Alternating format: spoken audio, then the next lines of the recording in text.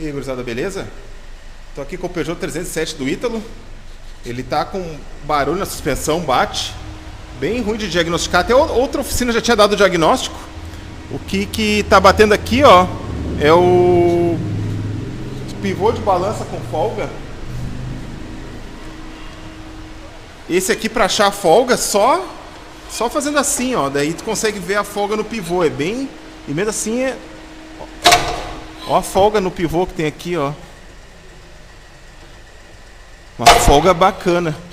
Mas sacudindo o carro parado não faz barulho. Mexendo na roda não faz barulho. É que a suspensão fica muito tensionada. Aqui eu tive que dar uma soltada no agregado, afrouxar os parafusos do agregado para conseguir achar essa folga aqui. Aí o pivô aqui de balança, né? Ele é parafusado no montante. Tem uma ferramenta específica para soltar ele. Quando eu soltar eu mostro.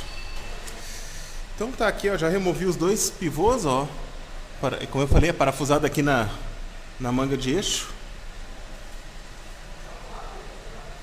Acho que passaram silicone para segurar essa chapinha, ó. Ele tem uma chapinha defletora que fica virada pro disco de freio, pro calor não irradiar pro pivô. Talvez, acho que é isso.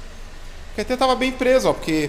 Bom, não sei se eu mostrei, ó, essa é a chave para tirar os pivôs, ó. Ele tem um sextavado aqui no... Ele é parafusado assim, né? Aí tem aqui essa chave aqui que eu usei. Aqui os dois pivôs estourados. Esse aqui tá bem molezinho, ó. E esse aqui é aquele que tava com a folga. Vai entrar dois VMR novinho. Aqui, se não me engano, é 36. Mas essa chave aqui é mais fácil de fazer a instalação e a remoção. Peugeot, Citroën, os médios, a maioria usa C4 Lounge, 307, 308, usa esse sistema aqui. É isso aí, pessoal. O 307 está pronto. Até ele parou de fazer também. Sempre que tu ia para frente ou para trás, ele dava um estalo bem forte na suspensão. Tem que fazer. Agora parou. Quando botava ré pra frente agora parou. Soltava a embreagem, agora tô dando ré, ó. Parou de fazer. Pena que eu não gravei antes, porque eu até achei que fosse o coxinho do motor, que tá estourado o coxinho de torção.